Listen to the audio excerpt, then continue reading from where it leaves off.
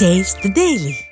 திருச்சியில் 246 கோடி ரூபாய் செலவில் கட்டப்பட்டு திறப்பு விழா கண்ட பேருந்து நிலையம் மக்கள் பயன்பாட்டிற்கு இன்னும் வராத காரணம் என்ன என அதிமுக முன்னாள் அமைச்சர் சி விஜயபாஸ்கர் கேள்வி எழுப்பியுள்ளார். திருச்சியில் விடிய அதிமுக அரசுக்கு எதிராக நடைபெற்ற கண்டன ஆர்ப்பாட்டத்தில் பேசிய அவர் இதனை தெரிவித்தார். கிட்டத்தட்ட 36,000 பேருந்துகள் வந்து செல்லும் என்று சொன்ன அறிவிப்பு எங்கே? பேருந்துகள் எங்கே? மிகப்பெரிய அங்கே பொருளாதாரம் உயரும் என்று சொன்ன வார்த்தைகள் எங்கே? வடிவங்கள் எங்கே? எல்லோரும் தேடிக்கொண்டிருக்கிறார்கள். 246 கோடியை மொத்தமாக விழுங்கிய அந்த பேருந்து நிலையத்தில் 3 சிலைகள் வைப்பதற்காக அந்த பேருந்து நிலையம் கட்டப்பட்டதா? தொடர்ந்து விபத்து நடக்கிறது, தொடர்ந்து மருத்துவமனையில் அனுமதிக்கப்படுகிறார்கள், தொடர்ந்து காயப்படுகிறார்கள், தொடர்ந்து உயிர் பறி போகிறது. இந்த 2 வருடத்தில் எத்தனை உயிர்கள் பறி போயிருக்கிறது தெரியுமா?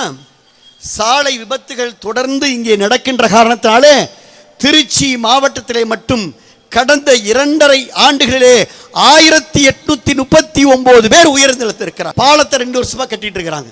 எவ்வளவு பெரிய கஷ்டம் மக்களுக்கு. திருபுவனத்திலே என்ன நடந்தது இன்றைக்கு கொதித்து போயிருக்கிறார்கள் தமிழகத்துடைய மக்கள். ஒரு அஜித் என்ற ஒரு 27 வயது இளைஞரை ஒருவரை வழக்கு என்று சொல்லி தனி மாவட்ட காவல்துறை கண்காணிப்பாளருடைய அந்த டீம், எஸ்பி டீம் என்று சொல்லக்கூடிய மஃப்டியில் இருக்கக்கூடிய காவல்துறை மனித மிருகங்கள் என்று அண்ணன் எடப்பாடியார் சொன்னாரே, அவர்களுக்கு 100% பொறுப்பு. அவர்கள் ஆட்சியில் கொடுமை உச்சமாக இருக்கிறது. வேதாளம் முருங்கமரை ஏறி இருப்பது போல ஒட்டுமொத்த சமுதாயம் இன்றைக்கு கொதித்து போயிருக்கிறார்கள். விவசாயிகள் கொதித்து போயிருக்கிறார். நிம்மதியாக இருக்காங்களா விவசாயிகள்? திருச்சியில் எல்லாரும் நல்லா சுகமா இருக்கிறீங்களா? திருச்சியில் எல்லாம் சந்தோஷமா இருக்கிறீங்களா? சொத்து வரி உங்களுக்கு ஏத்தலையா? மின்சார கட்டணம் ஏறி இருக்கா ஏறலையா? சொத்து வரி ஏறி இருக்கா இல்லையா? சாக்கடை கட்டணம் ஏறி இருக்கா இல்லையா? இப்ப கூட சொல்றாங்க பாதாள சாக்கடைக்கு 6,000 ரூபாய் இருந்தது, திருப்பி 20,000 ரூபாய் ஏறிச்சு. ஏறி இருக்கா இல்லையா?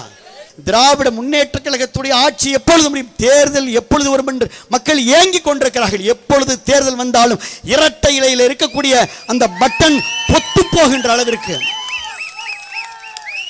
எப்பொழுது தேர்தல் வந்தாலும் இரட்டை இலை பட்டன் பொருத்திய அந்த பட்டன் பொத்து போகின்ற அளவிற்கு கோபத்தோடு இரட்டை இலைக்கு வாக்களிப்பதற்கு மக்கள் தயாராக இருக்கிறார்கள்.